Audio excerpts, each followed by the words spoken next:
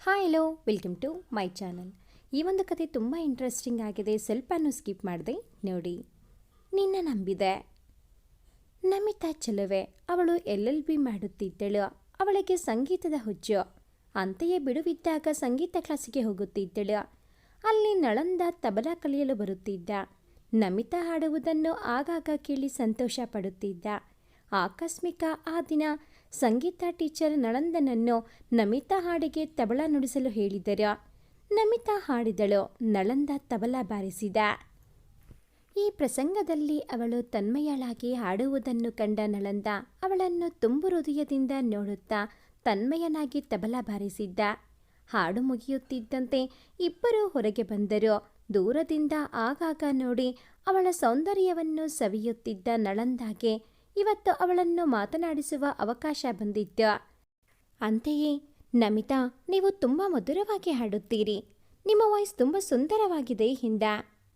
ಇಲ್ಲ, ಅಷ್ಟೇನಿಲ್ಲ, ಅಂತೂ ಸಾಧಾರಣವಾಗಿ ಹಾಡ್ತೀನಿ ಎಂದಾಗ, ಇಲ್ಲ, ನೀವು ತುಂಬ ಚೆನ್ನಾಗಿ ಹಾಡ್ತೀರಿ, ಅದರಲ್ಲಿ ಸಂಶಯವೇ ಇಲ್ಲ ಎಂದಾಗ, ಅದು ನಿಮ್ಮ ಅನಿಸಿಕೆ, ಏನೇ ಇರಲಿ, ನಿಮಗೂ ತುಂಬ ಥ್ಯಾಂಕ್ಸ್ ಎಂದು ನೀವು ತುಂಬ ಚೆನ್ನಾಗಿ ತಬಲಾ ಬಾರಿಸುತ್ತೀರಿ ಎಂದಳು. ಏನೋ ತಬಲಾದಲ್ಲಿ ಆಸಕ್ತಿ, ಕಲಿಯುತ್ತಾ ಇದ್ದೇನೆ ಎಂದು ಹೇಳಿ, ನೀವು ಏನು ಮಾಡಿಕೊಂಡಿದ್ದೀರಿ ಎಂದಾಗ, ನಾನು LLB ಫೈನಲ್ ಇಯರ್ನಲ್ಲಿ ಓದುತ್ತಾ ಇದ್ದೀನಿ ಎಂದು. ನೀವೇನು ಮಾಡಿಕೊಂಡಿದ್ದೀರಿ ಎಂದಾಗ, ನಾನು MBA ಮಾರ್ಕೆಟಿಂಗ್ ಮುಗಿಸಿ MNC ಕಂಪನಿಯಲ್ಲಿ ಕೆಲಸ ಮಾಡುತ್ತಾ ಇದ್ದೇನೆ ಎಂದು. ನಿಮ್ಮನ್ನು ಆಗಾಗ ನೋಡುತ್ತಾ ಇದ್ದೆ, ಆದರೆ ಮಾತಾಡುವ ಧೈರ್ಯ ಸಾಲಲಿಲ್ಲ. ಇವತ್ತು ಏನೋ ಧೈರ್ಯ ಮಾಡಿ ಮಾತಾಡಿದ್ದೇನೆ ಎಂದಾಗ ನಮಿತಾ ಮುಸಿನಕ್ಕಳು. ಅವನು ಮಾತು ಮುಂದುವರಿಸಿ, ನಿಮ್ಮ ಮೊಬೈಲ್ ನಂಬರ್ ಕೊಟ್ಟರೆ ಆಗಾಗ ನಿಮ್ಮ ಹತ್ತಿರ ಮಾತಾಡುವ ಭಾಗ್ಯ ನನಗೆ ಸಿಗಬಹುದು ಎಂದಾಗ ಅವಳು ತನ್ನ ಮೊಬೈಲ್ ನಂಬರ್ ನೀಡಿದ್ದಳು. ಅವನು ಅವಳ ಸೆಲ್ಗೆ ಕಾಲ್ ಮಾಡಿದ ಮತ್ತು ತನ್ನ ನಂಬರ್ ಸೇವ್ ಮಾಡಲು ಹೇಳಿದ. ಅವಳು ಸೇವ್ ಮಾಡಿಕೊಂಡಳು. ನೀವು ಎಲ್ಲಿ ಉಳಿದುಕೊಂಡಿದ್ದೀರಿ ಎಂದ. ನಾನು ಮತ್ತು ನನ್ನ ಗೆಳತಿ ಕುಸುಮಾಳೊಂದಿಗೆ ಒಂದು ರೂಮ್ ಮಾಡಿ ಇದ್ದೇನೆ. ನಮ್ಮ ಊರು ಬೆಂಗಳೂರಿನಿಂದ ದೂರ ಆಗುತ್ತದೆ, ಬಂದು ಹೋಗಲು ಸಾಧ್ಯವಿಲ್ಲ, ಹಾಗಾಗಿ ಇಲ್ಲೇ ಉಳಿದಿದ್ದೇನೆ ಎಂದಳು. ಅವನು ತಾನು ಹಾಗೆ ಒಂದು ರೂಮ್ ಮಾಡಿ ಉಳಿದಿದ್ದೇನೆ ಎಂದ. ಈ ಪರಿಚಯ ಅವರಿಗೆ ಆಗಾಗ ಮೊಬೈಲ್ನಲ್ಲಿ ಮಾತನಾಡಲು ಅವಕಾಶವಾಗಿತ್ತು. ದಿನದಿಂದ ದಿನ ಇಬ್ಬರು ಹತ್ತಿರವಾದರು. ಒಂದು ದಿನ ಅವನ ಬೈಕಿನಲ್ಲಿ ಲಾಲ್ಬಾಗಿಗೆ ಬಂದಿದ್ದಳು. ಅವನು ಅಲ್ಲಿ ಅವಳಿಗೆ ಕೆಂಪು ಗುಲಾಬಿಯ ಹೂಗುಚ್ಛ ನೀಡಿ ಪ್ರಪೋಸ್ ಮಾಡಿದ್ದ. ನಮಿತಾ ಅವನ ಪ್ರಪೋಸನ್ನು ಅಕ್ಸೆಪ್ಟ್ ಮಾಡಿದ್ದಳು. ಅಂದಿನಿಂದ ಆಗಾಗ ಅಲ್ಲಲ್ಲಿ ಒಟ್ಟಿಗೆ ಬೈಕಿನಲ್ಲಿ ತಿರುಗಾಡುತ್ತಿದ್ದರು. ನಮಿತಾಳ LLB ಮುಗಿದ ನಂತರ ಮದುವೆಯಾಗುತ್ತೇನೆಂದು ನಳಂದ ಭರವಸೆ ನೀಡಿದ್ದ. ಒಂದು ದಿನ ಕಬ್ಬನ್ ಪಾರ್ಕ್ನಲ್ಲಿ ಕುಳಿತುಕೊಂಡಾಗ ನಳಂದ ಹೇಳಿದ್ದ, ಒಂದು ಕಾರ್ ಕೊಂಡುಕೊಳ್ಳುತ್ತಾ ಇದ್ದೇನೆ. ಆ ಕಾರ್ ಆದ ನಂತರ ಒಂದು ಫ್ಲಾಟನ್ನು ತಗೋತೀನಿ, ನಿನ್ನನ್ನು ರಾಣಿ ಹಾಗೆ ಇಡ್ತೀನಿ ಎಂದಾಗ ನಮಿತಾ ಎಂದಿದ್ದಳು, ಎಲ್ಲವೂ ನಾವು ತಿಳ್ಕೊಂಡ ಹಾಗೆ ಆಗುವುದು ಕಷ್ಟ. ನಮ್ಮ ಉತ್ಪನ್ನ ತಕ್ಕ ಮನೆ, ಕಾರು ತಗೊಂಡು ಸಾಗುವುದು ಸರಿ ಎಂದಳು. ನನಗೆ ಅತಿ ಶ್ರೀಮಂತ ಆಗಬೇಕು, ನಾನು ಕಂಪನಿ ಓನರ್ ಆಗಬೇಕು, ಮನೆ, ಸಾಕಷ್ಟು ಆಸ್ತಿ, ತಿರುಗಾಡಲಿಕ್ಕೆ ಕಾರು ಎಲ್ಲ ಬೇಕು, ಅದನ್ನು ನಾನು ಸಾಧಿಸಲೇಬೇಕು ಎಂದಾಗ, ಆಸೆ ಪಡುವುದು ತಪ್ಪಲ್ಲ, ಆದರೆ ಅದು ಅತಿ ಆಸೆಯಾಗಬಾರದು ಎಂದಾಗ, ಯಾಕೆ ನೆಗೆಟಿವ್ ಥಿಂಕ್ ಮಾಡ್ತೀಯಾ? ನಾವು ಮಹತ್ವಾಕಾಂಕ್ಷಿಯಾಗಿರಬೇಕು, ಆಗಲೇ ಎಲ್ಲವನ್ನೂ ಪಡೆಯಬಹುದು ಎಂದಾಗ, ಹಾಗಲ್ಲ, ನಾವು ಹೇಗಾದರೂ ಪಡೆಯಬೇಕು ಎಂದು ಹೋದಾಗ ನಮ್ಮ ತತ್ವ ಸಿದ್ಧಾಂತ, ನಡೆ, ನುಡಿ, ರೀತಿ, ನೀತಿ ಎಲ್ಲವನ್ನೂ ಮೀರಿ ಹೋಗುತ್ತೇವೆ. ಅದನ್ನು ಮೀರಿ ಪಡೆದರೂ ನಮಗೆ ಸುಖ ಸಿಗುತ್ತದೆ ಎಂದು ಗ್ಯಾರಂಟಿ ಇಲ್ಲ ಅಲ್ವಾ ಎಂದಾಗ, ಯಾಕಿಲ್ಲ, ಸಂಪತ್ತು, ಸ್ಟೇಟಸ್ ಸಿಕ್ಕಿದಾಗ ಸುಖ ತನ್ನಿಂದ ತಾನೇ ಸಿಗುತ್ತದೆ, ಎಲ್ಲವೂ ದುಡ್ಡಿನ ಮೇಲೆ ನಿಂತಿದೆ ಎಂದಾಗ, ಅದು ನಿನ್ನ ಭ್ರಮೆ ಎಂದು ಮುಸಿನಕ್ಕಳ.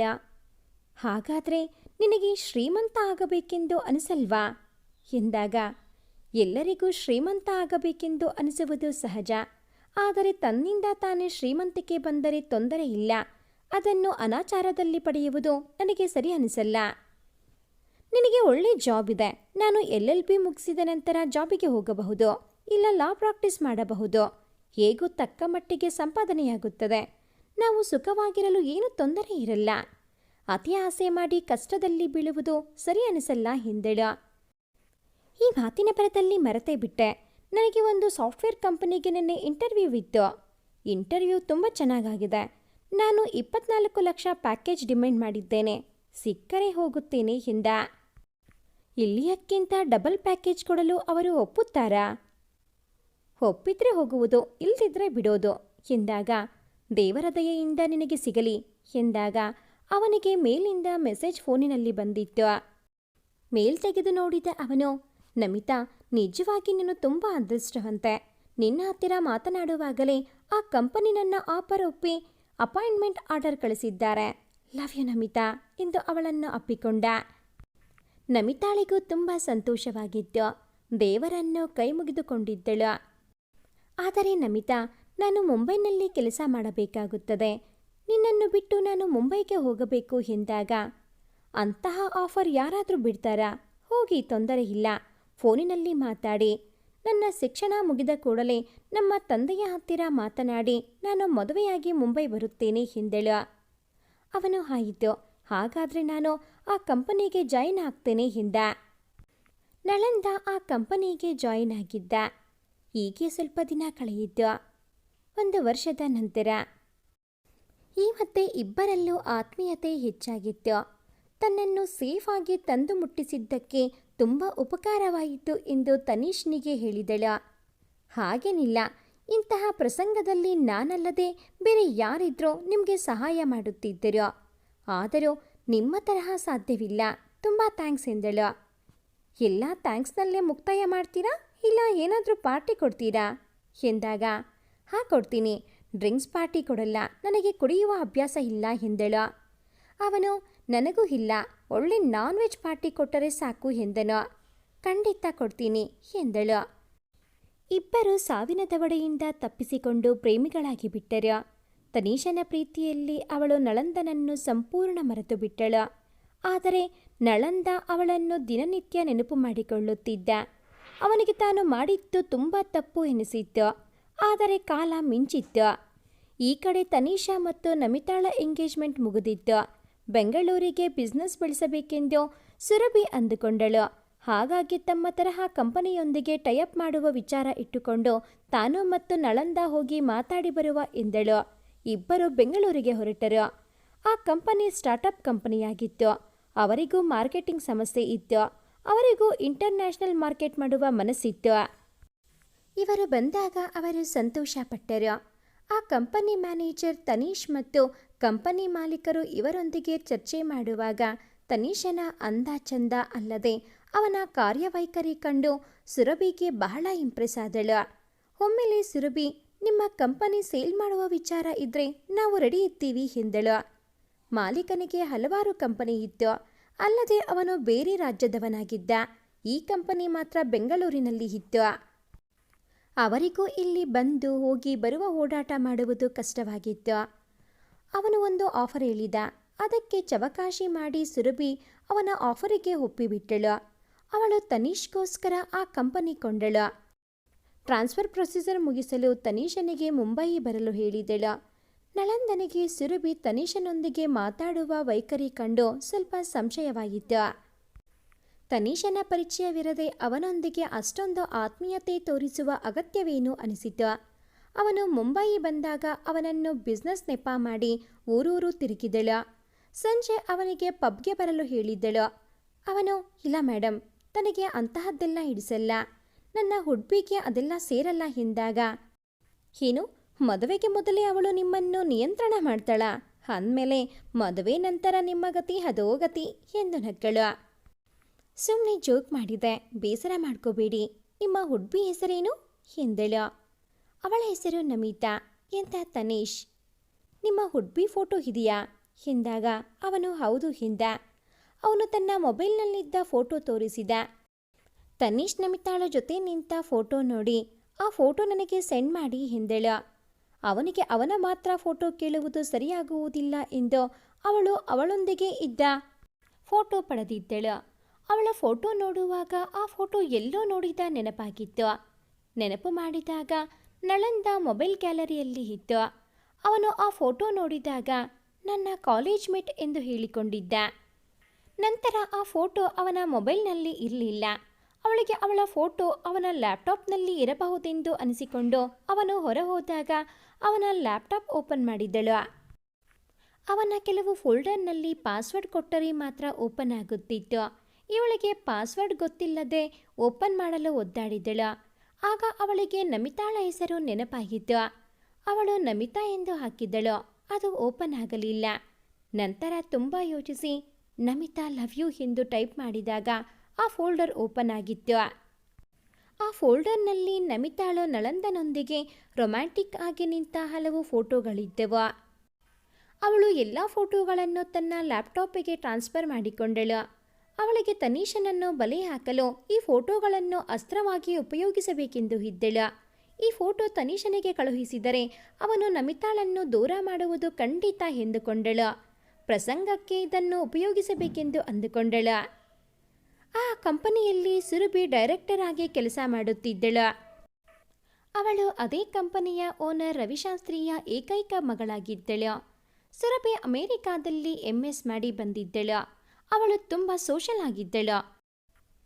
ಮಾರ್ಕೆಟಿಂಗಲ್ಲಿ ಒಳ್ಳೆಯ ಜ್ಞಾನ ಇದ್ದುದರಿಂದ ನಳಂದ ಕಂಪನಿ ಸೇರಿದ ನಂತರ 6 ತಿಂಗಳಲ್ಲಿ ಸಾಕಷ್ಟು ಬಿಸ್ನೆಸ್ ಆಫರ್ ತಂದು ಕಂಪನಿಗೆ ಲಾಭ ತಂದುಕೊಟ್ಟಿದ್ದ. ಅವನ ಬಿಸ್ನೆಸ್ ಸ್ಕಿಲ್ ನೋಡಿದ ಸುರಭಿಳಿಗೆ ಅವನ ಬಗ್ಗೆ ವರ್ಚಸ್ಸು ಏರಿತ್ತು.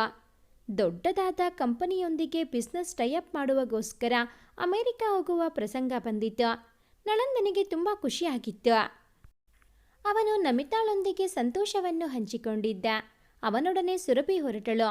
ಫ್ಲೈಟ್ನಲ್ಲಿ ಇಬ್ಬರು ಅಕ್ಕಪಕ್ಕ ಕೂತುಕೊಂಡಿದ್ದರು. ಪ್ರಥಮ ಬಾರಿ ನಳಂದ ಅಮೆರಿಕಾಗೆ ಹೊರಟಿದ್ದ. ಅವನಿಗೂ ತುಂಬ ಸಂತೋಷವಾಗಿತ್ತು. ಸುರಭಿಳಿಗೆ ಅದೇನು ವಿಶೇಷವಾಗಿರಲಿಲ್ಲ.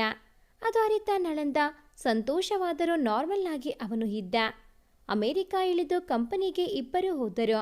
ಅವರಿಗೆ ಒಂದು ಗೆಸ್ಟ್ ಹೌಸನ್ನು ಕೊಟ್ಟಿದ್ದರು. ನಳಂದ ಒಂದೇ ಗೆಸ್ಟ್ ಹೌಸ್ ಕೊಟ್ಟಿದ್ದು ನೋಡಿ ತಾನು ಎಲ್ಲಾದರೂ ಹೋಟೆಲ್ನಲ್ಲಿ ಉಳಿಯುತ್ತೇನೆ ಎಂದ. ಅದಕ್ಕೆ ಸುರಭಿ ಎಂದಳು, ಯಾಕೆ ಎಂದಾಗ ನಿಮ್ಮೊಟ್ಟಿಗೆ ನಾನಿರುವುದು ಸರಿಯಲ್ಲ ಎಂದ. ಇಲ್ಲ, ನಾವು ಒಟ್ಟಿಗಿರೋಣ, ನನಗೇನೂ ಆಗಿಲ್ಲ ಎಂದಾಗ ಇಬ್ಬರು ಗೆಸ್ಟ್ ಹೌಸಿಗೆ ನಡೆದರು. ಇಬ್ಬರು ಸ್ನಾನ ಮಾಡಿ ಫ್ರೆಶ್ ಆಗಿ ಬಂದರು. ಕಂಪನಿಗೆ ಹೋಗಿ ಡಿಸ್ಕಷನ್ ಮಾಡಲು ಹೋದಾಗ ನಳಂದನ ಮಾರ್ಕೆಟಿಂಗ್ ಸ್ಕಿಲ್ ನೋಡಿ ಸುರಭಿ ಅಚ್ಚರಿಪಟ್ಟಳು. ಅವಳು ಸುಮ್ಮನಿದ್ದು ಅವನಿಗೆ ಅವಕಾಶ ಹೆಚ್ಚು ಕೊಟ್ಟಳು. ಅವನಲ್ಲೇ ಆ ಕಂಪನಿಯವರು ಇವರ ಕಂಪನಿಗೆ ಟೈಅಪ್ ಮಾಡಿ ಬಿಸ್ನೆಸ್ ಅಗ್ರಿಮೆಂಟ್ ಮಾಡಿದರು. ಸುರಭಿಳಿಗೆ ತುಂಬ ಸಂತೋಷವಾಗಿತ್ತು. ಈ ಬಿಸ್ನೆಸ್ ಆಫರ್ ಸಿಕ್ಕಿದ್ದರಿಂದ ಇವರಿಗೆ ಕೋಟ್ಯಾಂತರ ಲಾಭ ಸಿಗುವ ಹಾಗೆ ಆಯಿತು. ಅಲ್ಲಿಂದ ಇಬ್ಬರು ಗೆಸ್ಟ್ ಹೌಸಿಗೆ ಬಂದಾಗ ಸುರಭಿ ಸಂತೋಷದಿಂದ ನಳಂದನನ್ನು ಅಪ್ಪು ಹಾಕಿ ಚುಂಬಿಸಿ, really you are great business magnet, I am love you ಎಂದಳು. ನಳಂದ ಒಂದು ಕ್ಷಣ ತಬ್ಬಿಬ್ಬಾದರೂ ಹುಡುಗಿಯ ಅಪ್ಪುಗೆ ಚುಂಬನ ಯಾರಿಗೆ ಬೇಡ ಎಂದು ಸುಮ್ಮನಾಗಿ ತುಂಬ ಥ್ಯಾಂಕ್ಸ್ ಎಂದ.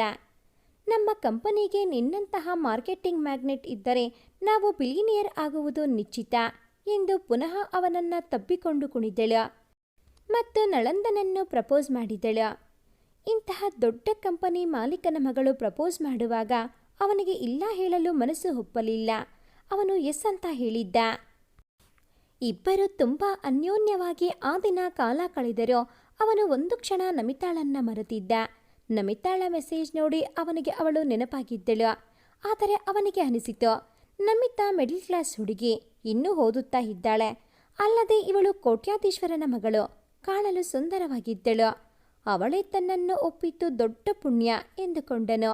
ಈ ಅವಕಾಶ ಬಿಟ್ಟರೆ ತಾನು ಮೂರ್ಖನಾಗುತ್ತೇನೆಂದು ತಿಳಿದು ಸುರಭಿಳೊಂದಿಗೆ ಒಪ್ಪಿಗೆ ನೀಡಿದ್ದ. ನಮಿತಾಳು ಮೆಸೇಜು ಮಾಡಿದಾಗಲೆಲ್ಲ ತಾನು ತುಂಬ ಬ್ಯುಸಿ ಇದ್ದೇನೆಂದು ಸುಳ್ಳು ಮೆಸೇಜ್ ಮಾಡುತ್ತಾ ಕಾಲ ದುಡಿದ.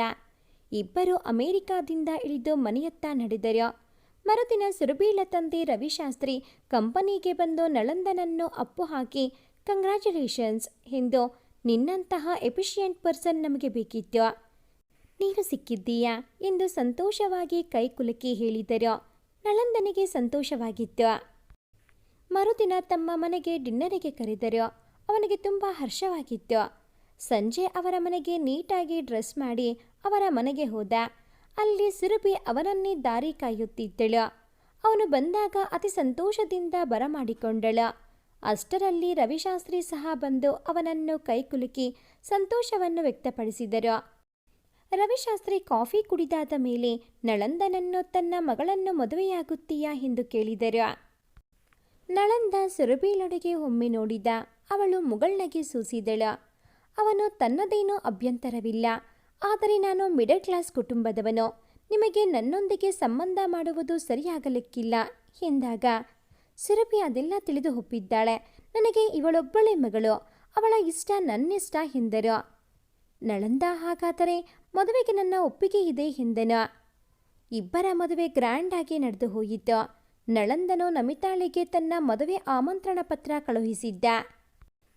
ಆ ಪತ್ರಿಕೆ ನೋಡಿ ನಮಿತಾ ನಳಂದನನ್ನು ಫೋನ್ನಲ್ಲಿ ಏನಿದು ಎಂದು ಕೇಳಿದ್ದಳು. ಅವನು, ನಾನು ಆಶಾವಾದಿ, ಅಕಸ್ಮಾತವಾಗಿ ಸಿಕ್ಕಿದ ಒಳ್ಳೆಯ ಅವಕಾಶ ಕಳೆಯಲು ನಾನು ಸಿದ್ಧನಿಲ್ಲ, ದಯವಿಟ್ಟು ನನ್ನನ್ನು ಕ್ಷಮಿಸು ಎಂದ. ನೀನು ತುಂಬ ಅವಕಾಶವಾದಿ, ಈ ನಿನ್ನ ಬುದ್ಧಿಗೆ ನೀನು ಸಾಕಷ್ಟು ಮುಂದೆ ತೆರಬೇಕಾಗುತ್ತದೆ ನೋಡು ಎಂದು ಫೋನು ಇಟ್ಟಿದ್ದಳು. ನಮಿತಾಳಿಗೆ ತುಂಬ ನಿರಾಶೆಯಾಗಿದ್ದು, ತನ್ನನ್ನು ಪ್ರೀತಿಸಿ ಮೋಸ ಮಾಡಿದ್ದನಲ್ಲ ಎಂದುಕೊಂಡಳು. ಕಾಲ ಇದ್ದ ಹಾಗೆ ಇರುವುದಿಲ್ಲ. ಅವಳು LLB ಮುಗಿಸಿದ್ದಳು. ಅನುಭವಕ್ಕಾಗಿ ಒಬ್ಬ ಪ್ರೊಫೆಷನಲ್ ಲಾಯರ್ ದಾಮೋದರನ ಆಫೀಸ್ನಲ್ಲಿ ಕೆಲಸಕ್ಕೆ ಉಳಿದುಕೊಂಡಳು. ಕೆಲಸದಲ್ಲಿ ಮಗ್ನಳಾಗುತ್ತಾ ನಳಂದನನ್ನು ಮರೆಯಲು ಪ್ರಯತ್ನಿಸಿದಳು. ನಳಂದ ಸುರಭೀಳನ್ನು ಮದುವೆಯಾಗಿ ಹನಿಮೂನ್ಗೆ ಸ್ವಿಟ್ಜರ್ಲ್ಯಾಂಡ್ ಹೋಗಿದ್ದ. ತುಂಬ ಖುಷಿಯಾಗಿ ಗಂಡ ಹೆಂಡತಿ ಹನಿಮೂನ್ ಮುಗಿಸಿ ಬಂದಿದ್ದರು. ಅತಿ ಶ್ರೀಮಂತಳಾದ ಸುರಭಿಗೆ ಪಬ್ನಲ್ಲಿ ಹೋಗುವುದು, ಕುಡಿದು ಕುಣಿಯುವುದು ಇವೆಲ್ಲ ಅಭ್ಯಾಸವಿತ್ತು. ಮೊದಮೊದಲು ನಳಂದನಿಗೆ ಇದೇ ಮಾಡ್ರನ್ ಜೀವನ ಚೆನ್ನ ಅಂತ ಅನಿಸಿತ್ತು. ಆದರೆ ತನ್ನ ಹೆಂಡತಿ ಆದವಳು ಈ ತರಹ ಮಾಡುವುದು ಸರಿಯಲ್ಲ ಅನಿಸುತ್ತಿತ್ತು. ಪ್ರಾರಂಭದಲ್ಲಿ ಸುಮ್ಮನಿದ್ದರೂ ಅವಳ ಮಾಡ್ರನ್ ಜೀವನ ಅವನಿಗೆ ನಮಿತಾಳನ್ನು ನೆನಪಿಸುತ್ತಿತ್ತು. ಹಣಕ್ಕಾಗಿ ಇವಳನ್ನು ಮದುವೆಯಾದೆ, ಮನಃಶಾಂತಿ ಇಲ್ಲ. ನಮಿತಾಳನ್ನು ಮದುವೆಯಾದರೆ ಸಂಪತ್ತು ಇಲ್ಲದಿದ್ದರೂ ಪ್ರೀತಿ ವಿಶ್ವಾಸದಿಂದ ಉಳಿಯಬಹುದಿತ್ತು ಎಂದುಕೊಂಡನು. ನಮಿತಾಳಿಗೆ ದಾಮೋದರ ಮುಂಬೈ ಹೋಗಿ ತನ್ನ ಕ್ಲೈಂಟ್ ಸಂಬಂಧಪಟ್ಟ ಡಾಕ್ಯುಮೆಂಟ್ ಪಡೆದು ಬರಲು ಹೇಳಿದ್ದರು. ಹಾಗೆಯೇ ಅವಳ ವಿಮಾನ ಟಿಕೆಟು ಬುಕ್ ಆಗಿತ್ತು. ಅವಳು ಮುಂಬೈ ಹೊರಡಲು ಬೆಂಗಳೂರು ವಿಮಾನ ನಿಲ್ದಾಣಕ್ಕೆ ಬಂದು ವಿಮಾನವನ್ನು ಹತ್ತಿದ್ದಳು. ಅವಳ ಪಕ್ಕದ ಸೀಟಿಗೆ ಒಬ್ಬ ಯುವಕ ಕುಳಿತಿದ್ದ. ಅವನು ಔಪಚಾರಿಕವಾಗಿ ಬೆಲ್ಟನ್ನು ಸರಿ ಹಾಕ್ಕೊಳ್ಳಿ ಎಂದನು. ಅವಳು ಸರಿ ಎಂದು ಬೆಲ್ಟ್ ಹಾಕಿಕೊಂಡಳು. ಅವನು ಪಕ್ಕಕ್ಕೆ ಕೂತುಕೊಂಡರೂ ಡೀಸೆಂಟಾಗಿ ಕುಳಿತಿದ್ದ. ನಾನು ತನೀಶ್, ನೀವು ಎಂದ. ಅವಳು ತಾನು ನಮಿತಾ ಎಂದಳು. ಏನು ಮಾಡ್ಕೊಂಡಿದ್ದೀರಿ ಎಂದ. ಅವಳು ತಾನು ಲಾಯರ್ ಎಂದಳು. ಒಳ್ಳೆ ಪ್ರೊಫೆಷನ್. ಅವನು ತಾನು ಸಾಫ್ಟ್ವೇರ್ ಕಂಪನಿ ಮ್ಯಾನೇಜರ್ ಎಂದು ತನ್ನ ಪರಿಚಯ ಮಾಡಿಕೊಂಡ. ಸುಮಾರು ಅರ್ಧ ಗಂಟೆ ದಾಟಿದ ನಂತರ ವಿಮಾನಿನ ಇಂಜಿನ್ನಲ್ಲಿ ದೋಷ ಕಂಡುಬಂದು ಬೆಂಕಿ ಆವರಿಸಿತು. ಅಷ್ಟರಲ್ಲಿ ಗಗನಸಖಿ ಎಲ್ಲರನ್ನೂ ಪ್ಯಾರಾಚೂಟನ್ನು ಹಿಡಿದುಕೊಂಡು ಹೊರಹಾರಲು ಹೇಳಿದರು. ಪೂರ್ಣ ಕತ್ತಲಾಗಿತ್ತು. ಕೆಳಗಡೆ ಏನೂ ಕಾಣುತ್ತಿರಲಿಲ್ಲ. ಆದರೆ ಉಪಾಯವಿರಲಿಲ್ಲ. ಹಾರದೆ ಬದುಕುಳಿಯುವ ಸಾಧ್ಯತೆ ಇಲ್ಲ. ಹಾಗಾಗಿ ನಮಿತಾ ಪ್ರಥಮವಾಗಿ ವಿಮಾನ ಹತ್ತಿದ್ದಳು. ಅವಳು ತುಂಬ ಕಂಗಾಲಾಗಿದ್ದಳು. ತನೀಶ್, ಹೆದರಬೇಡಿ, ಉಪಾಯವಿಲ್ಲ, ನಾವು ಹಾರಲೇಬೇಕಾಗುತ್ತದೆ. ಅವನ ಬ್ಯಾಗ್ನಲ್ಲಿದ್ದ ಒಂದು ಹಗ್ಗವನ್ನು ತೆಗೆದ. ಅವಳ ಕೈ ಕಟ್ಟಿದ. ತನ್ನ ಕೈಗೆ ಅವಳಿಗೆ ಕಟ್ಟಲು ಹೇಳಿದ. ಹೆದರಬೇಡಿ, ನಾನು ನಿಮಗೆ ಸೇಫ್ ಜಾಗಕ್ಕೆ ಕರೆದುಕೊಂಡು ಹೋಗುತ್ತೇನೆ ಎಂದ. ಅವನವಳಿಗೆ ಧೈರ್ಯ ತುಂಬಲು ಸುಳ್ಳು ಹೇಳಿದ್ದ. ಆದರೆ ಬಿದ್ದ ನಂತರ ಎಲ್ಲಿ ಹೋಗುವುದು ಗೊತ್ತಿರಲಿಲ್ಲ. ದೇವರೇ, ನೀನೇ ಕಾಪಾಡಬೇಕೆಂದು ದೇವರ ಮೊರೆ ಹೋದ. ಇಬ್ಬರು ಕೆಳಗೆ ಬಿದ್ದಾಗ ಪೂರ್ಣ ಕತ್ತಲು. ಇಬ್ಬರು ಹಗ್ಗ ಕಟ್ಟಿದ್ದರಿಂದ ಪ್ಯಾರಾಚೂಟ್ ಒಂದೇ ಅಂತರದಲ್ಲಿ ಕೆಳಗೆ ಇಳಿಯುತ್ತಿತ್ತು. ಅವನು ನಮಿತಾಳ ಬೀಳುವಾಗ ಮುಖ ನೋಡಿದ್ದ. ಅವಳು ಬೆವತು ಹೋಗಿದ್ದಳು. ಹಾಗಾಗಿ ನಮಿತಾ, ಹೆದರಬೇಡ, ನಾನಿದ್ದೀನಿ ಎನ್ನುತ್ತಿದ್ದ ಗಟ್ಟಿಯಾಗಿ ನಮಿತಾಳಿಗೆ. ಏನೋ ತನಗೆ ಅವನು ಸೇವ್ ಮಾಡಬಹುದೆಂದು ಧೈರ್ಯ ತೆಗೆದುಕೊಂಡಿದ್ದಳು. ಅವನಿಗೆ ನೆಲ ಸಿಕ್ಕಿದಾಗ ಅವನು ಅವಳನ್ನು ತನ್ನ ಕಡೆಗೆ ಎಳೆದಿದ್ದ. ಅವಳಿಗೂ ನೆಲ ಸಿಕ್ಕಿತು. ಇಬ್ಬರು ಸೇಫ್ ಆಗಿ ಇಳಿದಿದ್ದರು.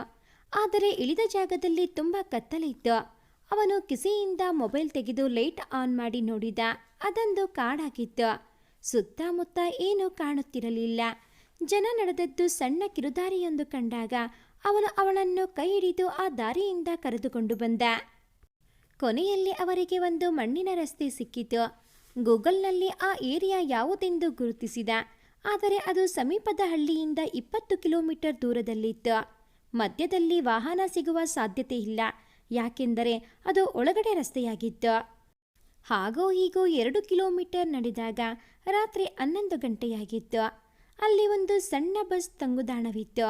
ಸದ್ಯ ಇಲ್ಲೇ ಮಲಗಿಕೊಳ್ಳುವ, ನಾಳೆ ಬೆಳಗ್ಗೆ ಏನಾದರೂ ಸಿಕ್ಕಿದರೆ ಮುಂದೆ ಹೋಗಬಹುದು ಎಂದನು ತನೀಶ್. ಆ ಕಾಡಲ್ಲಿ ತುಂಬ ಚಳಿಯಿತ್ತು. ನಮಿತಾ ನಡುಗುತ್ತಿದ್ದಳು. ಅವಳು ನಡುಗುವುದನ್ನು ಕಂಡು ತನ್ನ ಜಾಕೆಟನ್ನು ತನೀಶ್ ಅವಳಿಗೆ ನೀಡಿದ. ಆ ಸಣ್ಣ ಜಾಗದಲ್ಲಿ ಇಬ್ಬರೂ ಮಲಗಿಕೊಂಡರು. ಅವನು ತಪ್ಪಿಯೂ ನಿದ್ದೆಯಲ್ಲೂ ಅವಳನ್ನು ಸ್ಪರ್ಶಿಸಲಿಲ್ಲ. ಇಬ್ಬರೂ ಬೆಳಗೆದ್ದು ಅಲ್ಲೇ ಸಮೀಪವಿರುವ ಕೊಳದಲ್ಲಿ ಹೋಗಿ ಮುಖ ತೊಳೆದುಕೊಂಡು ಬಂದರು. ಇವರ ಇಬ್ಬರ ಮೊಬೈಲ್ನಲ್ಲಿ ನೆಟ್ವರ್ಕ್ ಸಿಗದೆ ಯಾರಿಗೂ ಸಂಪರ್ಕಿಸಲು ಆಗಲೇ ಇಲ್ಲ. ಮುಂದೆ ಏನು ಮಾಡುವುದು ಎಂದು ಯೋಚಿಸುವಾಗ ಒಬ್ಬ ಹಳ್ಳಿ ಹೈದ ಅಲ್ಲಿಗೆ ಬಂದಿದ್ದ. ಅವನ ಹತ್ತಿರ ಇವರು ಹಿಂದಿಯಲ್ಲಿ ವಿಚಾರಿಸಿದರು. ಅವನು ಅವರಿಗೆ ಇನ್ನೂ 2 ಕಿಲೋಮೀಟರ್ ನಡೆದು ಹೋದರೆ ಅಲ್ಲಿ ಬೇಕಾದಷ್ಟು ಬಸ್ಸು ಇರುತ್ತವೆ ಎಂದ. ಹಾಗಾಗಿ ಇಬ್ಬರು ನಡೆದುಕೊಂಡು ಹೋದರು. ನಮಿತಾಳಿಗೆ ರಾತ್ರಿ ಊಟ ಇಲ್ಲದೆ ರಾತ್ರಿ ಕಾಡಲ್ಲಿ ನಡೆದು ಸುಸ್ತಾಗಿತ್ತು. ಅವಳಿಗೆ ನಡೆಯಲು ಆಗದಿದ್ದಾಗ ಅವಳನ್ನು ಎತ್ತಿಕೊಂಡು ತನೀಶ್ ನಡೆದುಕೊಂಡು ಹೋಗಿದ್ದ. ಇಬ್ಬರಿಗೂ ತುಂಬ ಹಸಿವೆಯಾಗಿತ್ತು. ಅಲ್ಲೇ ಇರುವ ಒಂದು ಸಣ್ಣ ಹೋಟೆಲ್ನಲ್ಲಿ ಸಿಕ್ಕಿದ ತಿಂಡಿಯನ್ನು ತಿಂದರು. ಸ್ವಲ್ಪ ದಣಿವು ಹಾರಿತ್ತು. ಅಲ್ಲಿಂದ ಒಂದು ಬಸ್ ಪಕ್ಕದ ಪಟ್ಟಣಕ್ಕೆ ಹೋಗುವುದಿತ್ತು. ಅದರ ಮೇಲೆ ಇಬ್ಬರು ಹತ್ತಿ ಆ ಪಟ್ಟಣದಲ್ಲಿ ಇಳಿದರು. ಅಲ್ಲಿ ಅವರಿಗೆ ನೆಟ್ವರ್ಕ್ ಸಿಕ್ಕಿದಾಗ ಅವರು ಅವರ ಕಂಪನಿಗೆ ಹಾಗೂ ಮನೆಯವರಿಗೆ ವಿಷಯ ತಿಳಿಸಿದರು. ಮನೆಯವರು ತುಂಬ ಗಾಬರಿಯಾಗಿದ್ದರು. ಕಂಪನಿಯವರು ವಾಪಸ್ ಮನೆಗೆ ಬರುವಂತೆ ಹೇಳಿದರು. ಇಬ್ಬರು ಟ್ರೈನ್ ಹತ್ತಿ ಊರಿಗೆ ನಡೆದರು. ನಳಂದನಿಗೆ ಸುರಭಿ ಅಗತ್ಯಕ್ಕಿಂತ ಹೆಚ್ಚು ತನೀಶನೊಂದಿಗೆ ಒಡನಾಟ ಮಾಡುವುದನ್ನು ಕಂಡು ತುಂಬ ವ್ಯಗ್ರನಾಗಿದ್ದ. ಎಂತಹ ಒಳ್ಳೆಯ ಹುಡುಗಿ ನಮಿತಾಳನ್ನು ತಾನು ಮೋಸ ಮಾಡಿ ಹಣದಾಶೆಗೆ ಇವಳನ್ನು ಮದುವೆಯಾದನೆಲ್ಲ ಎಂದು ವ್ಯಥೆಪಟ್ಟ. ತನೀಶ ಮುಂಬೈನಲ್ಲಿ ಹೋಟೆಲ್ನಲ್ಲಿ ಉಳಿದಿದ್ದ. ಅವನ ಕಂಪನಿ ಡಾಕ್ಯುಮೆಂಟ್ ಟ್ರಾನ್ಸ್ಫರ್ ಮಾಡುವ ಕೆಲಸಕ್ಕಾಗಿ ಉಳಿದಿದ್ದ. ಸುರಭಿ ಅವನನ್ನು ಕೆಲಸದ ನೆಪ ಮಾಡಿ ಅವನನ್ನು ಕರೆದುಕೊಂಡು ಅಲ್ಲಿ ಇಲ್ಲಿ ತಿರುಗುತ್ತಿದ್ದಳು. ಆ ದಿನ 11 ಗಂಟೆಯ ರಾತ್ರಿಯಾಗಿತ್ತು. ಸುರಭಿ ತನ್ನ ಗೆಸ್ಟ್ ಹೌಸಿಗೆ ತನೀಶನನ್ನು ಬರಲು ಹೇಳಿದ್ದಳು. ಏನು ಮೇಡಮ್, ಇಷ್ಟು ರಾತ್ರಿಯಲ್ಲಿ? ನಾನಲ್ಲಿ ಬರುವುದು ಸರಿಯಾಗಲ್ಲ, ನಾಳೆ ಬೆಳಗ್ಗೆ ಬರುತ್ತೇನೆಂದು ಹೇಳಿದ. ಇಲ್ಲ, ನಿನಗೆ ಬೆಂಗಳೂರು ಕಂಪನಿ CEO ಮಾಡುತ್ತಾ ಇದ್ದೀನಿ, ಆರ್ಡರ್ ಮಾಡಿದ್ದೀನಿ. ಇವತ್ತು ಆ ಡಾಕ್ಯುಮೆಂಟಿಗೆ ನಿನ್ನ ಸಹಿ ಬೇಕು. ನಾಳೆ ಅಂದರೆ ಪರಿಸ್ಥಿತಿ ಬೇರೆ ಆಗುತ್ತದೆ. ಹಾಗಾಗಿ ನೀವು ಅರ್ಜೆಂಟಾಗಿ ಬರಬೇಕು ಎಂದಳು. ಬರುವಾಗ ಕಂಪನಿ ಕಾಗದ ಪತ್ರದ ಫೋಟೋ ಕಾಪಿ ತಗೊಂಡು ಬನ್ನಿ ಎಂದಳು. ಅವನಿಗೆ CEO ಸಿಕ್ಕಿದ್ದು ತುಂಬ ಸಂತೋಷವಾಗಿತ್ತು. ಆದರೂ ಈ ರಾತ್ರಿಯಲ್ಲಿ ಹೋಗುವುದು ಎಷ್ಟರ ಮಟ್ಟಿಗೆ ಸರಿ ಎಂದು ಯೋಚನೆ ಮಾಡಿದರೂ ಉಪಾಯವಿಲ್ಲದೆ ಅಲ್ಲಿಗೆ ಬಂದಿದ್ದ. ಸುರಭಿ ಕುಡಿದುಕೊಂಡು ಇದ್ದಳು. ತನೀಶ್ ಬಂದ ಕೂಡಲೇ ಅವನನ್ನು ಅಪ್ಪಿ ಅವನನ್ನು ಮುತ್ತು ಕೊಟ್ಟಳು. ಅದಕ್ಕೆ ಮೇಡಮ್, ನೀವು ಈ ತರಹ ಬಿಹೇವ್ ಮಾಡುವುದು ಸರಿಯಲ್ಲ ಎಂದಾಗ, ನಿನಗೆ CEO ಮಾಡಿ ಆರ್ಡರ್ ಮಾಡಿದ್ದೇನೆ. ಇವತ್ತು ನೀವು ನನ್ನೊಂದಿಗೆ ರಾತ್ರಿ ಕಳೆದರೆ ಬೆಳಗ್ಗೆ ಆ ಆರ್ಡರ್ ನಿಮಗೆ ಕೊಡುತ್ತೇನೆ ಎಂದಾಗ ಅವನು ಕಕ್ಕಾಬಿಕ್ಕಿಯಾಗಿದ್ದ. ಇಲ್ಲ ಮೇಡಮ್, ನಾನು ಈಗಾಗಲೇ ಕಮಿಟ್ ಆಗಿದ್ದೀನಿ. ನಾನು ಈ ತರಹ ಮಾಡುವುದರಿಂದ ನನ್ನನ್ನು ನಂಬಿದ ನಮಿತಾಳನ್ನು ಮೋಸ ಮಾಡಿದ ಹಾಗೆ ಆಗುತ್ತದೆ. ದಯವಿಟ್ಟು ನನ್ನನ್ನು ಇಕ್ಕಟ್ಟಿಗೆ ಸಿಲುಕಿಸಬೇಡಿ ಎಂದು ವಿನಂತಿ ಮಾಡಿಕೊಂಡ. ಇಲ್ಲ ತನೀಶ್, ನಾನು ನಿಮ್ಮನ್ನು ತುಂಬ ಪ್ರೀತಿಸುತ್ತಿದ್ದೇನೆ. ನಿಮ್ಮನ್ನು ಬಿಟ್ಟು ಬದುಕುವ ಶಕ್ತಿ ನನ್ನಲ್ಲಿಲ್ಲ. ನೀವು ಒಪ್ಪದಿದ್ದರೆ ನಾನು ವಿಷ ಕುಡಿದು ಸಾಯ್ತೇನೆ ಎಂದಳು. ಪ್ಲೀಸ್, ನನ್ನನ್ನು ದೂರ ಮಾಡಬೇಡ ಎಂದು ಗೋಗರೆದಳು. ಈ ಗ್ಲಾಸಿನ ಡ್ರಿಂಕ್ನಲ್ಲಿ ವಿಷ ಹಾಕಿದ್ದೇನೆ. ನೀವು ನನ್ನೊಂದಿಗೆ ಸಹಕರಿಸದಿದ್ದರೆ ನಾನು ವಿಷ ಕುಡಿದು ಸಾಯ್ತೇನೆ. ನನ್ನ ಸಾವಿಗೆ ನೀನೇ ಕಾರಣ ಅಂತ ಪತ್ರ ಬರೆದು ಇಟ್ಟಿದ್ದೀನಿ. ನಾನು ಸತ್ತರೆ ನೀವು ಜೈಲು ಕಂಬಿ ಎಣಿಸಬೇಕಾಗುತ್ತದೆ ಎಂದಳು. ಏನು ಮೇಡಮ್, ಈ ತರಹ ಮಾಡ್ತಾ ಇದ್ದೀರಿ? ನಿಮ್ಮ CEOನೂ ನನಗೆ ಬೇಡ, ನಿಮ್ಮ ಸಹವಾಸನೂ ಬೇಡ. ನಾನು ಹೋಗ್ತೀನಿ, ದಯವಿಟ್ಟು ನನ್ನನ್ನು ಬಿಟ್ಟು ಬಿಡಿ ಎಂದಾಗ, ಇಲ್ಲ, ನನ್ನ ಮತ್ತು ನಿಮ್ಮ ಬಂಧನ ಜನ್ಮ ಜನ್ಮದ ಬಂಧನ. ನೀವಿಲ್ಲದೆ ನಾನಿಲ್ಲ, ನಾನಿಲ್ಲದೆ ನೀವಿಲ್ಲ ಎಂದಾಗ ಕರೆಂಟು ಹೋಗಿತ್ತು. ನೋಡಿದೆಯಾ ನನ್ನ ಮಾತು ಎಷ್ಟೊಂದು ನಿಜ? ದೇವರು ತಥಾಸ್ತು ಎಂದು ಕರೆಂಟ್ ಹೋಗುವ ಹಾಗೆ ಮಾಡಿದ್ದಾನೆ ಎಂದು ಆ ಕತ್ತಲಲ್ಲಿ ತನೀಶ್ನನ್ನು ಅಪ್ಪಿಕೊಂಡಿದ್ದಳು. ಅವನು ತಪ್ಪಿಸಿಕೊಳ್ಳಲು ಪ್ರಯತ್ನಿಸಿ ಅವಳನ್ನು ದಬ್ಬಿದಾಗ ಕರೆಂಟು ಬಂದಿದ್ದು. ಅವನು ಅಲ್ಲಿಂದ ಹೊರಡಲು ಅನುವಾದಾಗ ಅವಳು ಆ ಗ್ಲಾಸ್ನಲ್ಲಿದ್ದ ಡ್ರಿಂಕನ್ನು ಕುಡಿಯಲು ಪ್ರಾರಂಭಿಸಿದಳು.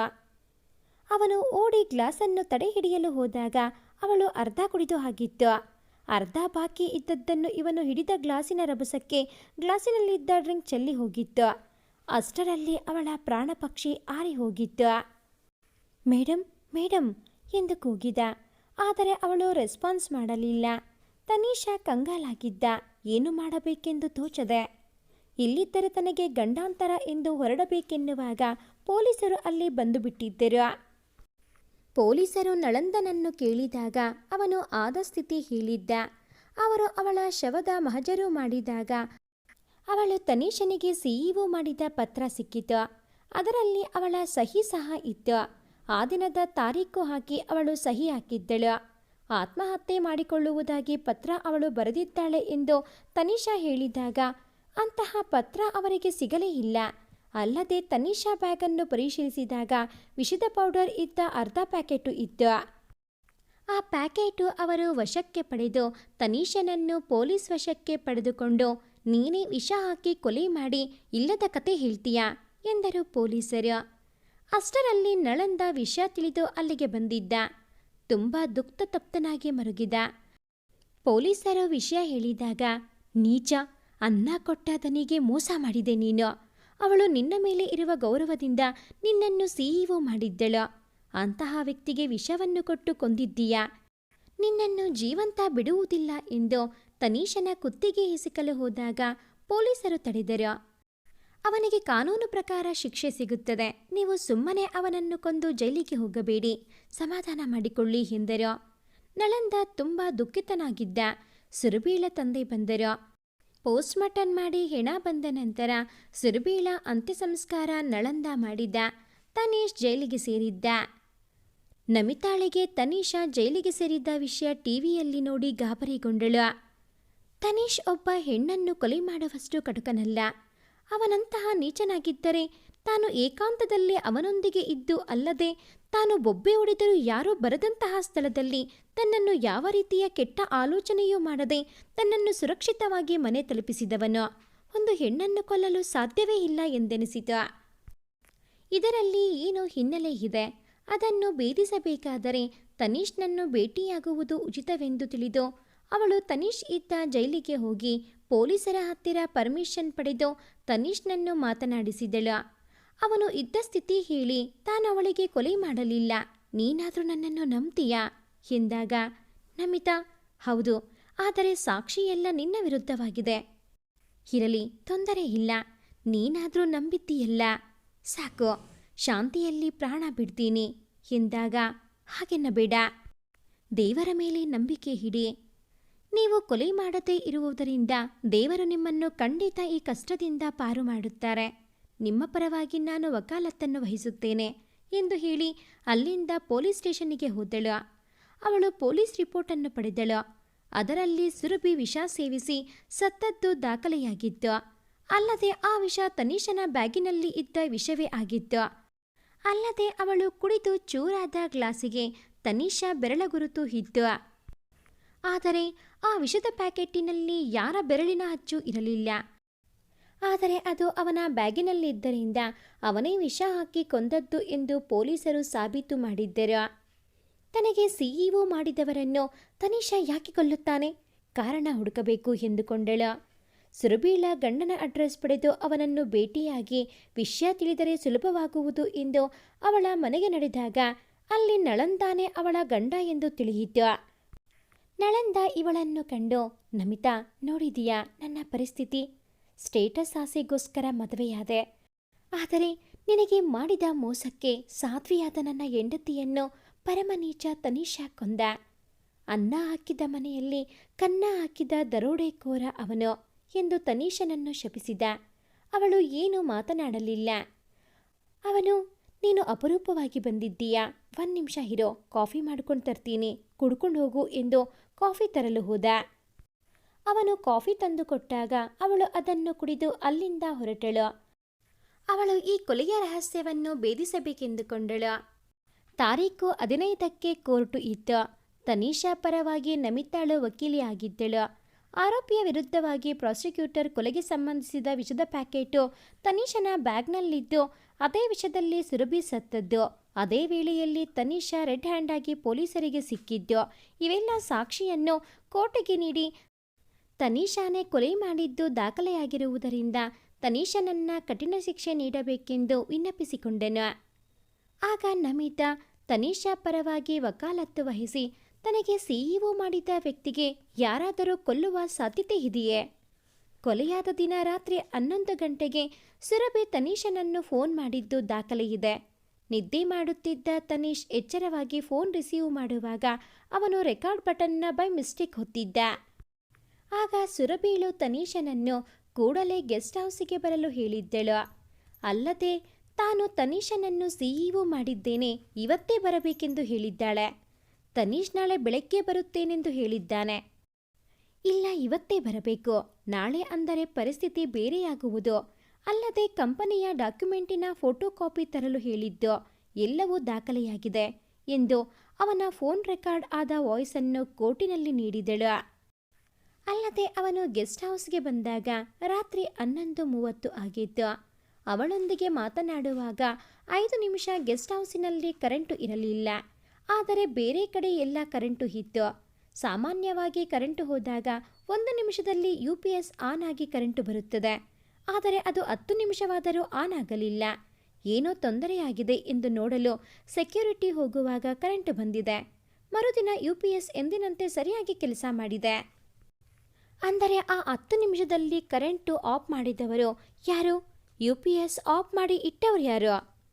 ನಂತರ 10 ನಿಮಿಷದಲ್ಲಿ ಕರೆಂಟ್ ಆನ್ ಮಾಡಿದವರು ಯಾರು? ಈ ಬಗ್ಗೆ ತನಿಖೆಯಾಗಬೇಕು. ಈ 10 ನಿಮಿಷದಲ್ಲಿ ತನೀಶ್ ಬ್ಯಾಗ್ನಲ್ಲಿ ವಿಷ ಯಾರಾದರೂ ತಂದು ಹಾಕಿರಬಹುದು. ವಿಷ ತಂದಿಟ್ಟವರೇ ಸುರಭೀಳಿಗೆ ವಿಷ ಹಾಕಿ ಕೊಂದಿರಬಹುದು. ಅಲ್ಲದೆ ತನೀಶನಿಗೆ ಕೊಲೆ ಮಾಡುವ ಉದ್ದೇಶವಿದ್ದರೆ ತಾನು ನಾಳೆ ಬರುತ್ತೇನೆಂದು ಹೇಳುತ್ತಿರಲಿಲ್ಲ, ಸುಮ್ಮನೆ ಹೋಗಿ ಬಿಡುತ್ತಿದ್ದರು.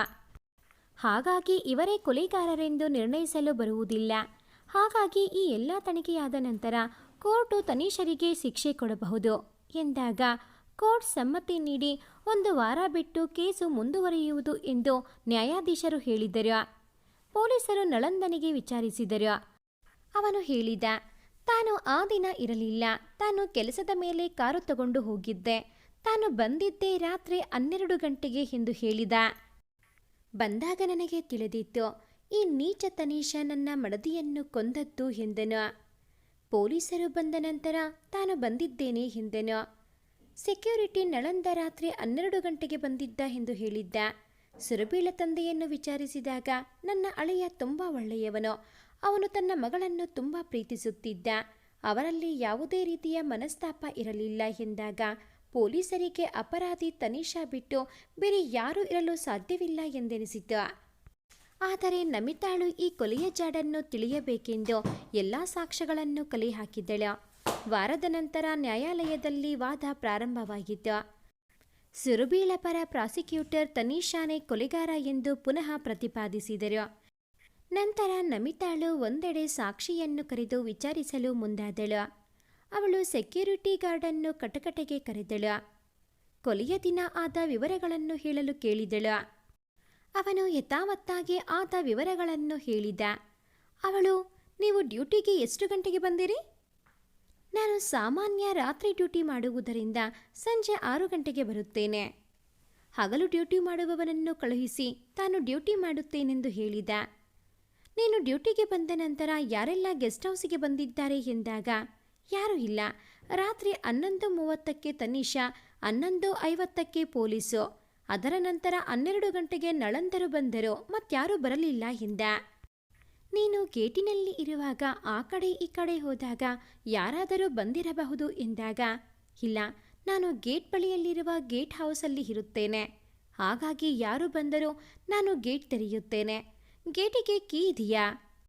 ಇಲ್ಲ, ನಾನು ಎಲ್ಲಾದರೂ ಹೋಗುವುದಿದ್ದರೆ ಕೀ ಹಾಕುತ್ತೇನೆ ಎಂದನು. ರಾತ್ರಿ ಊಟಕ್ಕೆ ಎಲ್ಲಿ ಹೋಗ್ತೀಯಾ ಎಂದಾಗ, ಇಲ್ಲ, ನಾ ಊಟ ಮನೆಯಿಂದ ತಗೊಂಡು ಬರುತ್ತೇನೆ. ಹಾಗಿದ್ರೆ ನೀನು ಗೇಟು ಬಿಟ್ಟು 10 ನಿಮಿಷಗೋಸ್ಕರವಾದರೂ ಎಲ್ಲೂ ಹೋಗಲ್ವಾ? ಇಲ್ಲ, ಊಟ ಆದ ನಂತರ ಅದೇ ಪಕ್ಕದಲ್ಲಿದ್ದ ನಲ್ಲಿ ಹತ್ತಿರ ಮುಖ ತೊಳೆದು ನನ್ನ ಟಿಫಿನ್ ಪಾತ್ರೆ ತೊಳೆದು ಬರುತ್ತೇನೆ.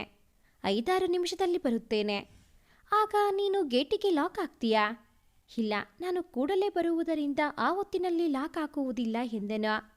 ಯಾರಾದರೂ ಬಂದರೆ ನನಗೆ ಗೊತ್ತಾಗುತ್ತದೆ, CC ಕ್ಯಾಮರಾ ಇದೆಯಲ್ಲ, ಹಾಗಾಗಿ. ಆದರೆ ಆ ದಿನ ಸರಿಯಾಗಲಿಲ್ಲ ಎಂದು ಗೊತ್ತಿರಲಿಲ್ಲ. ಯಾಕೆ ಅದು ಸರಿಯಿಲ್ಲ ಎಂದು ಪೊಲೀಸರು ಹೇಳಿದಾಗ ತಿಳಿಯಿತು. ಅದು ಸರಿ ಇದೆ ಎಂದು ನಾನು ಭಾವಿಸಿದ್ದೆ. ನೀನು ಆ ದಿನ ರಾತ್ರಿ ಎಷ್ಟು ಗಂಟೆಗೆ ಊಟ ಮಾಡಿದ್ದೆ? ಹೆಚ್ಚು ಕಮ್ಮಿ 11:30 ಆಗಿರಬಹುದು. ಪೊಲೀಸರು ಸಿಸಿ ಕ್ಯಾಮೆರಾ ನೋಡಿದಾಗ ಅದು ಆ ದಿನ ಬೆಳಗ್ಗೆಯಿಂದ ಸಿಸಿಟಿವಿ ಫುಟೇಜು ಇರಲಿಲ್ಲ ಹಿಂದೆನೋ. ಅದರ ನಂತರ ಅವಳು ವಿಷ ಸಿಗುವ ಲ್ಯಾಬೊರೇಟರಿಯವನಿಗೆ ಕರೆದಳು. ಅವನು ಅಲ್ಲಿ ಬಂದಿದ್ದ. ಆ ವಿಷದ ಪ್ಯಾಕೆಟ್ ತೋರಿಸಿ, ಇದು ನಿಮ್ಮ ಅಂಗಡಿಯಿಂದ ತಂದದ್ದು ಹೌದಾ ಎಂದು ಕೇಳಿದಳು. ಹೌದು. ನೀವು ಈ ವಿಷ ಯಾರ್ಯಾರಿಗೆ ಕೊಟ್ಟಿದ್ದೀರಿ ಎಂದು ಗೊತ್ತಿದೆಯಾ ಮತ್ತು ಅವರನ್ನು ಗುರುತಿಸಬಹುದಾ ಎಂದಾಗ ಹೌದು ಎಂದೆನು. ನೀವು ಹೆಸರು ಫೋನ್ ನಂಬರ್ ಬರೆದುಕೊಳ್ಳುತ್ತೀರಿ ಅಲ್ವಾ? ಹೌದು. ಹಾಗಾದರೆ ಈ ವಿಷ ಕೊಟ್ಟವರ ಹೆಸರೇನು? ತನೀಶಾ ಫೋನ್ ನಂಬರ್ ಹೇಳಿದ. ಅದು ತನೀಶ್ನದ್ದು ಆಗಿತ್ತು. ಹಾಗಾದರೆ ನಿಮ್ಮ ವಿಷ ತೆಗೆದುಕೊಳ್ಳಲು ಬಂದ ವ್ಯಕ್ತಿ ತನೀಶನನ್ನು ತೋರಿಸಿ ಇವರೇನಾ ಎಂದಾಗ ಅಲ್ಲ, ಇವರಲ್ಲ, ಬೇರೆ ಯಾರೋ ಬಂದಿದ್ದರು. ಅವರನ್ನು ನೀವು ಗುರುತಿಸಬಹುದಾ ಎಂದಾಗ ಹೌದು.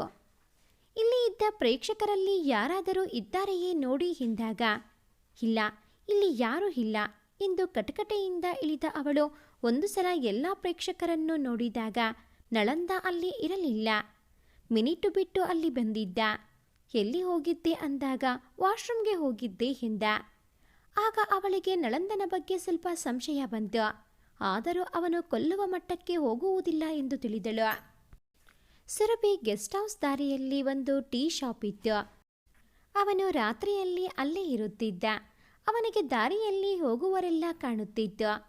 ಅವನಿಗೆ ಅವಳು ಕೇಳಿದಳು, ರಾತ್ರಿಯಲ್ಲಿ ಇಲ್ಲಿಂದ ಯಾರ್ಯಾರು ಬಂದಿದ್ದಾರೆ ಎಂದಾಗ 10 ಗಂಟೆಗೆ ನಾನು ನಳಂದ ಕಾರು ನೋಡಿದ್ದೇನೆ, 11:30 ಗಂಟೆಗೆ ತನೀಶಾ ಕಾರು, ಅದರ ನಂತರ ಪೊಲೀಸು ವ್ಯಾನ್, ನಂತರ ಯಾರೂ ಬರಲಿಲ್ಲ ಎಂದೆನು.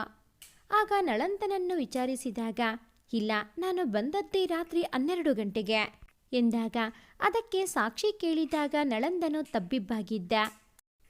ಅವಳು ಪುನಃ ಲ್ಯಾಬೊರೇಟರಿಯವನಿಗೆ ಕಟಕಟೆಗೆ ಕರೆದಳು. ನಿನ್ನ ಹತ್ತಿರ ವಿಷ ತಗೊಂಡವನು ಹೇಗಿದ್ದ? ಅವನು ಕಪ್ಪು ಕೋಟನ್ನು ಹಾಕ್ಕೊಂಡಿದ್ದ. ಬಾಯಿಗೆ ಮಾಸ್ಕ್ ಇತ್ತು, ಕೈಯಲ್ಲಿ ಗ್ಲೌಸ್ ಇತ್ತು. ಮಾಸ್ಕ್ ಇದ್ದಿದ್ದರಿಂದ ಅವನ ಮುಖ ಸರಿಯಾಗಿ ಕಾಣುತ್ತಿರಲಿಲ್ಲ. ಆದರೆ ಅವನು ಸಮಾನ ಎತ್ತರದವನು, ತನ್ನೀಶ್ ಥರ ಎತ್ತರದವನಲ್ಲ ಎಂದ. ಆ ವಿಷ ತಗೊಂಡ ವ್ಯಕ್ತಿ ಯಾವುದರಲ್ಲಿ ಬಂದಿದ್ದ? ಕಾರಿನಲ್ಲಿ ಬಂದಿದ್ದ. ಆ ಕಾರಿನ ನಂಬರ್ ನೋಡಿದೀಯಾ? ಹೌದು, 2685. ಅಷ್ಟೊಂದು ನೆನಪು ನಿನಗಿದೆಯಾ ಎಂದಳು ನಮಿತಾ. ಹೌದು, ಯಾಕೆಂದರೆ ನಾನು ಹುಟ್ಟಿದ್ದು 2ನೇ ತಾರೀಕು, ತಿಂಗಳು ಜೂನ್, ಇಸ್ವಿ 1985. ಹಾಗಾಗಿ ಚಿಕ್ಕದಾಗಿ ನಾನು ನನ್ನ ಹುಟ್ಟಿದ ದಿನವನ್ನು 2685 ಅನ್ನುತ್ತಿದ್ದೆ. ಅದೇ ನಂಬರ್ ಕಾರಿದ್ದು, ಅದೇ ನಂಬರ್ ನೋಡಿದ್ದರಿಂದ ನನಗೆ ನೆನಪಲ್ಲೇ ಉಳಿಯಿತು. ನಳಂದನ ಕಾರು ನಂಬರ್ 2685 ಆಗಿತ್ತು. ಅದು ಅವಳಿಗೆ ಗೊತ್ತಿತ್ತು. ಹಾಗಾದರೆ ನಳಂದ ಅಲ್ಲಿ ಬಂದು ವಿಷ ತಗೊಂಡು ಬಂದಿರುತ್ತಾನೆ. ತನೀಶನನ್ನು ಸಿಕ್ಕಿ ಹಾಕಿಸಲು ಅವನ ಫೋನ್ ನಂಬರ್ ಹೆಸರು ಕೊಟ್ಟಿದ್ದ. ವಿಷದ ಪ್ಯಾಕೆಟಿನಲ್ಲಿ ತನೀಶನ ಕೈ ಅಚ್ಚು ಇರಲಿಲ್ಲ. ನಳಂದಾನು ಗ್ಲೌಸ್ ಹಾಕಿ ಪ್ಯಾಕೆಟು ತಂದಿದ್ದರಿಂದ ಅವನ ಕೈ ಅಚ್ಚು ಅದರಲ್ಲಿ ಇಲ್ಲ. ಅಲ್ಲದೆ ಟೀ ಶಾಪ್ ಅಂಗಡಿಯವನು ನಳಂದನ ಕಾರು 10 ಗಂಟೆಗೆ ಬಂದಿದೆ ಎಂದಿದ್ದಾನೆ. ಸೆಕ್ಯೂರಿಟಿಯವನು ಊಟಕ್ಕೆ 10:30 ಗಂಟೆಗೆ ಹೋಗಿದ್ದಾನೆ.